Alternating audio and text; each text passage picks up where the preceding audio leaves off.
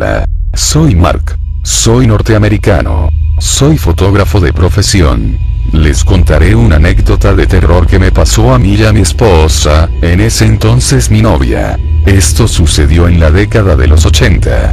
Fui contratado por una revista de modelos para ser el fotógrafo en una sesión de fotos en Zimbabue, un país situado en el sureste de África. Viajé en un avión a Zimbabue. Zimbabue disfrutaba de un relativo periodo de calma, tras haber sufrido una guerra civil que duró entre 1964 a 1978.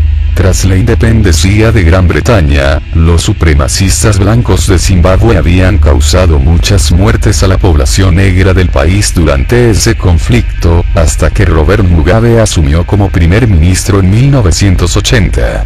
Llegué a Harare, la capital del país, y me hospedé en un hotel. Los de mi trabajo me contactaron llamándome al teléfono del hotel y me dijeron que me presente al set de fotografía. Allí conocí a Bianca Rinaldi.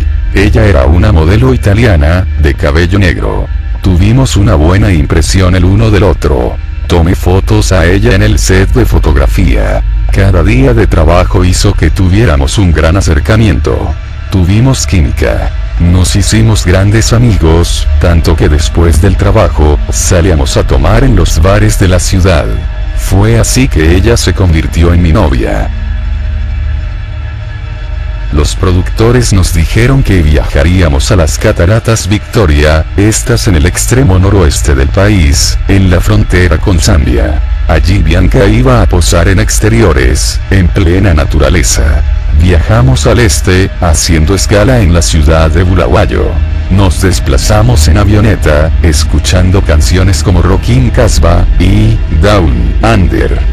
Nuestro piloto se llamaba Mudiwa, de etnia Shona. Ni bien llegamos a Bulawayo, comenzaron a haber tensiones políticas y étnicas en el país. El primer ministro Robert Mugabe estaba instaurando una política de carácter tribalista, lo que ocasionó hostilidades étnicas entre las tribus shonas indebeles. A esto se sumó que la facción política Zapu tuviera diferencias con el gobierno, lo que produciría una nueva guerra civil. Es cuando el Zapu se instaló en Bulawayo, en la misma ciudad en donde estábamos.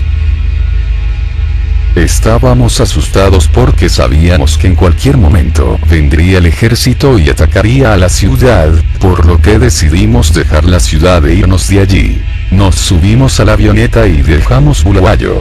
Fue una buena decisión que tomamos, ya que días después, el ejército vino y atacó a la ciudad. Estábamos aliviados de dejar Bulawayo e irnos al lago Victoria. Como nos quedaba poca gasolina, tuvimos que parar en la ciudad de Lupane. Fue cuando los militares nos detuvieron. Los militares, tras pedirnos nuestros documentos y preguntarnos a dónde íbamos, se tomaron fotos con Bianca. Los militares nos advirtieron que estábamos en una zona de guerra y que podíamos ser espías del Zapu. Nos obligaron a seguirles y nos trasladaron a un pueblo. Nos instalaron a Bianca y a mí en una casucha, indicándonos que ni Bianca ni yo deberíamos dejar la casa, que ellos irían a terminar de someter a los del Zapu y que cuando lo consigan, en un par de horas ellos regresarían a la casa para verificar si Bianca y yo fuimos espías. Nosotros obedecimos sin chistar, quedándonos allí. Por su parte, Mudiwa pudo retirarse, aunque supongo que se quedó en el pueblo. Pasó casi una hora. Fue cuando Mudiwa se intrometió a la casa en donde estábamos y nos dijo que debíamos irnos ahora, que los militares ya iban a venir a la casa. A nosotros no nos pareció tan grave que los militares vengan a verificar si éramos espías o no. Mudiwa nos dijo que con el pretexto de que podíamos ser espías, ya que salíamos de Bulawayo, los militares nos habían enclaustrado allí y que con la orden de que no saliéramos de la casa, los militares sabrían que nosotros nos quedaríamos allí para que cuando ellos vengan, y cuando ello ocurra irían a violar a Bianca y luego nos matarían. Mudiwa nos dijo que deberíamos escapar ahora e irnos del pueblo, e incluso del país. Nos aconsejó que no fuéramos al lago Victoria, puesto que allí nos esperarían los militares, sino que fuéramos al extremo noreste, y que cruzáramos el río Zambezi, ya que es el límite fronterizo con Zambia. Nosotros hicimos caso y nos escapamos. Salimos de la casa y nos fuimos a pie, ya que no contábamos con transporte. Nos topamos con la choza de un doctor brujo. Él nos hizo pasar. Nos contó una extraña leyenda, la de Yami, el dios del río Zambezi. La gente de Batonga vivió en el valle de Zambezi durante siglos en un aislamiento pacífico y con poco contacto con el mundo exterior. Eran gente sencilla que construía sus casas en kraal a lo largo de las orillas del gran río y creían que sus dioses los cuidaban proporcionándoles agua y comida. En 1957, cuando la presa estaba en camino de completarse, Yami atacó. Las peores inundaciones jamás conocidas en el Zambezi arrasaron gran parte de la presa parcialmente construida y el equipo pesado, matando a muchos de los trabajadores. Algunos de los muertos eran hombres blancos cuyos cuerpos desaparecieron misteriosamente, y después de que una búsqueda extensa no los encontró, se pidió a los ancianos de Tonga que ayudaran a los miembros de su tribu a conocer el río mejor que nadie. Los ancianos explicaron que Yami había causado el desastre y que para apaciguar su ira se debía hacer un sacrificio. No fueron tomados en serio, pero, desesperados, cuando los familiares de los trabajadores desaparecidos debían llegar para reclamar los cuerpos de sus seres queridos, el grupo de búsqueda accedió con la esperanza de que los miembros de la tribu supieran dónde era probable que se encontraran los cuerpos. Sido lavado a. Un ternero negro fue sacrificado y flotando en el río. A la mañana siguiente, el ternero se había ido y los cuerpos de los trabajadores estaban en su lugar. La desaparición del ternero no encierra ningún misterio en el río infestado de cocodrilos, pero la reaparición de los cuerpos de los trabajadores 3 días después de su desaparición nunca se ha explicado satisfactoriamente.